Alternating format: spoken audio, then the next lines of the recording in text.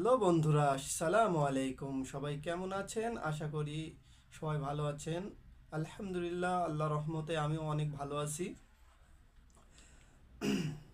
আমরা দেখি যে মুসলিমরা ফায়ারিং লাইনে, এখন দেখা যায় মুসলিমরা পিছিয়ে পড়েছে, বিশেষ করে বিজ্ঞান ও প্রযুক্তির ক্ষেত্রে।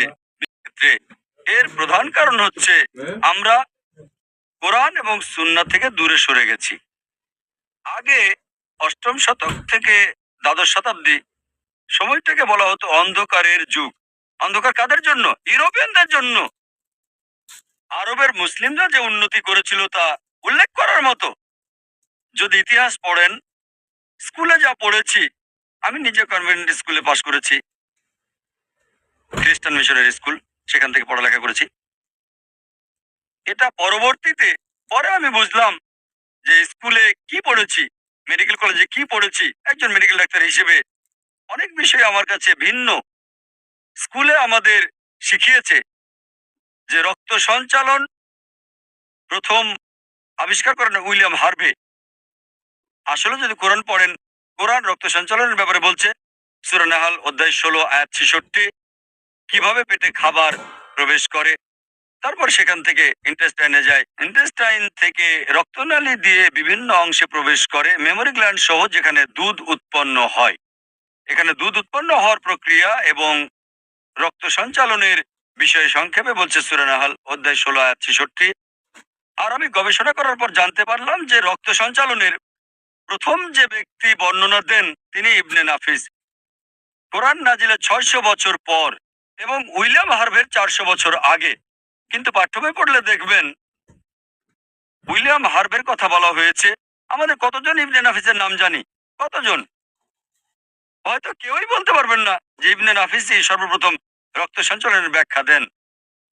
আমরা ভূগোল পড়েছি, কিন্তু ভূগোলে প্রথম যে ব্যক্তি পৃথিবীর মানচিত্র আঁকেন তিনি হলেন আল ইদরিসি 1154 সালে। স্কুলে আমরা যে ডিজিট শিখেছি, কি বলা হয় জানেন? একে আরবি নিউমেরালস 1 2 3 4 বলা হয়, যা আমরা লেখা ব্যবহার করি 1 2 3 4, এটাকে আরবি নিউমেরালস বলা হয়, অন্যটা রোমান নিউমেরালস।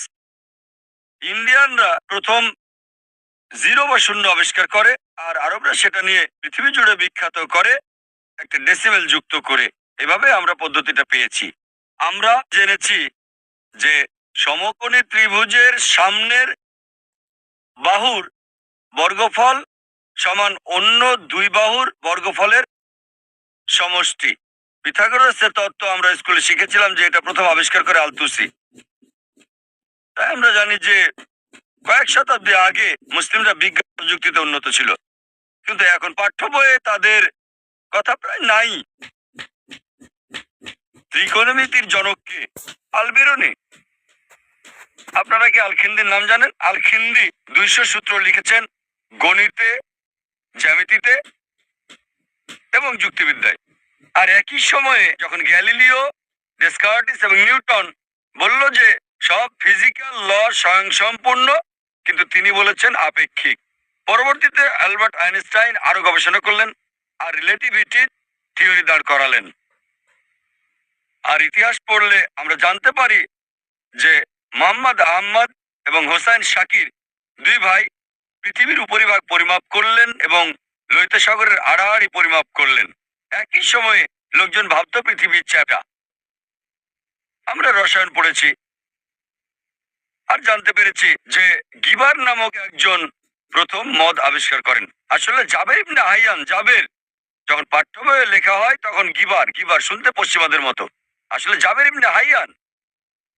তাই যখন পড়েই মনে করেছি পশ্চিমা, গিবার গিবার। আর জাবের ইবনে হাইয়ান মদ আবিষ্কার করেন।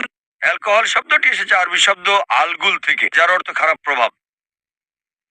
ইতিহাসে মোহাম্মদ জাকারিয়া আর রাজির কথা আমরা জানতে পারি, মেডিসিনের ক্ষেত্রে বিশেষজ্ঞ ছিলেন।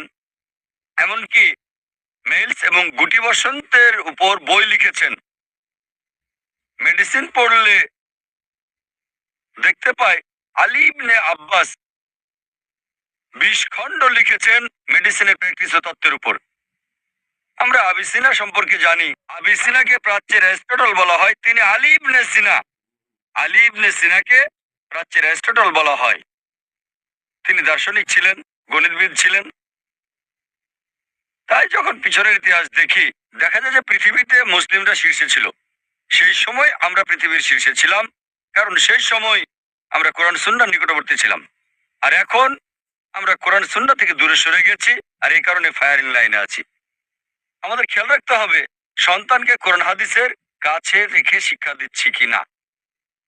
আমাদের দায়িত্ব সন্তানকে যথাযথ শিক্ষা ব্যবস্থা করে দেওয়া।